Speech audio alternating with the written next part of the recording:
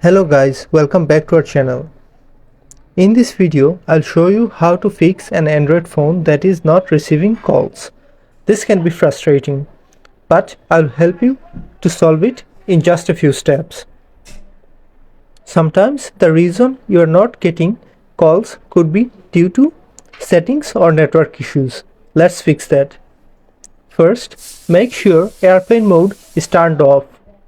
You can check this by swiping down from the top of your screen and ensuring the airplane mode is not turned on. Next, go to Settings, tap on Network and Internet, then Mobile Network, and ensure that your mobile data is enabled. If your network settings look fine, restart your phone and as a quick reset, and it can sometimes solve the issue.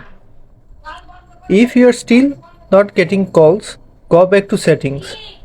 Tap Apps, then Phone, and ensure that notifications are turned on for missed calls and incoming calls. And that is how you can fix an Android phone not receiving calls. If this video helped, then do not forget to subscribe our channel. If you're still facing issues, drop a comment below and I will help you out. Thanks for watching.